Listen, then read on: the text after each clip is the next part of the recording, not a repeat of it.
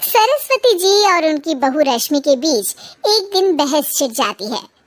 आखिर किसका काम ज्यादा आसान है, बहू का या सास का? माँ जी, सास को काम ही क्या है, आपके सारे काम उंगलियों पे तो हो जाते हैं। कुछ भी।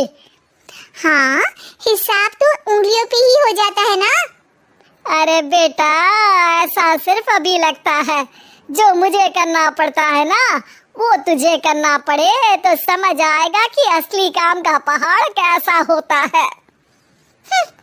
ठीले बराबर वजन भी नहीं है आपके काम में, हर बात पहाड़ों के वजन की कर रही हैं आप।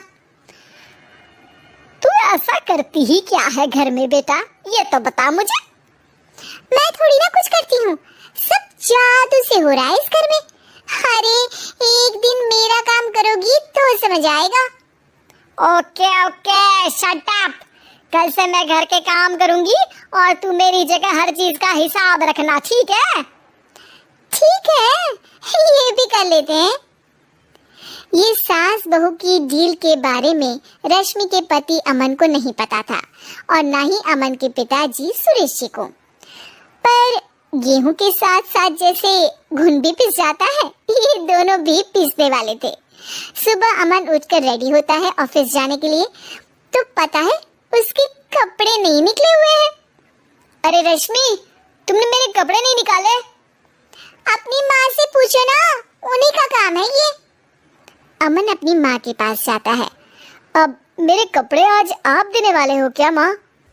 हाँ, देना तो मुझे ही चाहिए, पर तेरी बहू ने कपड़े धोने ही नहीं डाले, तो कोई भी धुला हुआ कपड़ा नहीं है बेटा। हैं? ऐसा क्यों? कपड़े तो धोने आप ही देते हो ना माँ?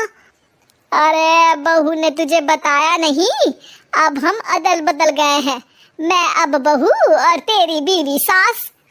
अमन परेशान हो गया। वो बिना इस्त्री के कपड़े पहनकर ऑफिस चला गया। सरस्वती जी अपने घुटने के दर्द के कारण झुककर घर साफ नहीं कर पा रही थी और ना ही खाना बनाना याद रख पाई। उधर रश्मि पहले ही दिन घर की चाबी घुमा चुकी थी और 300 रुपए का हिसाब अलग नहीं मिल रहा था। पर दोनों का ही घमंड कैलाश पर्वत से भी बड़ा था और दोनों ही खेमे एक दूसरे की बात मानने को बिल्कुल तैयार नहीं थे। शाम को जब सुरेश जी और अमन खाना खाने बैठते हैं तो सरस्वती जी उनके सामने गाजर और पपीते लाकर रख देती हैं। अरे माँ, ये क्या है?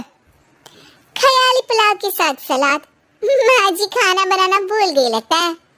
अरे एक एक चमन्नी का हिसाब है मेरे पास, खाना बनाना कैसे भूल जाऊंगी?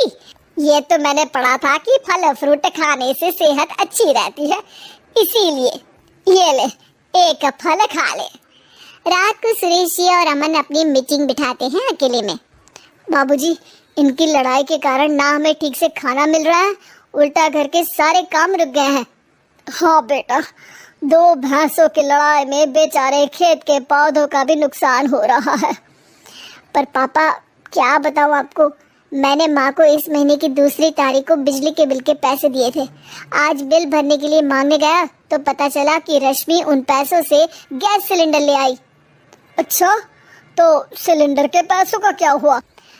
सिलेंडर के तो कोई पैसे नहीं थे बाबूजी, हमारे घर पर गैस की पाइपलाइन लगी है ना। बेटा, इन दोनों का कुछ करना पड़ेगा, नहीं तो अपने घमंड के चक्कर में पूरा घर बर्बाद कर डालेंगे ये दोनों। अमन और सुरेश जी काफी सोच विचार के बाद एक निष्कर्ष पर पहुंचते हैं। रात ही को दोनों अपनी पत्नियों की अलमारी से नई साड़ी निकालते हैं और सुबह जब रश्मि और सरस्वती जी उठते हैं तो देखते हैं कि दोनों पति साड़ी पहनकर चढ़ाव पर सब्जियां काट रहे हैं। अरे ये सब क्या हो रहा है? क्या हो रहा है मतलब? आप दोनों अदल बदल हो सकते हो तो हम क्यों नहीं? अरे क्या मतलब? नहीं नहीं, मेरी भी बचपन से किसी की बहू बनने की इच्छा थी, तो आज से सरस्वती तुम बड़ी बहू, मैं मिडल बहू और अमन छोटी बहू। अरे लेकिन सब घर पर बैठ जाएंगे तो कमाएगा कौन? ये घर कैसे चलेगा? अब वो तो भैया या बाकी लोग जाने, अब हमने भी अदल बदल कर ही लिया है तो कुछ नहीं हो सकता। रश्मि और सरस्वती जी को समझ में आ जाता है कि उन दोनों की आपस की डील की वजह से इन दोनों को बहुत तकलीफ हो रही है और उनके ईगो ने दूसरों को कितनी यातनाएं दी है। अब असल में माँ जी आप सही थी, सास बनना बहुत मुश्किल है। अरे हाँ बेटा, और तू भी, मुझसे तो नहीं हो पाया सब घर के काम, वापस बदल ले क्या? हाँ हाँ बिल्कुल माँ जी, और अब आप दोनों भी बदल लीजिए। कोई आ गया तो आप दोनों को देखकर क्या सोचेगा? अच्छा है, आप दोनों के समझ में ये बात तो आई। मैं फटाक से कपड़े बदल लेता हूँ। अरे रुक जा बेटा, एक फोटो ले लेती हूँ तेरी। मेरी बेटी होती तो तेरे जैसी ही दिखती साड़ी में। और मेरा फोटो नहीं लोगी?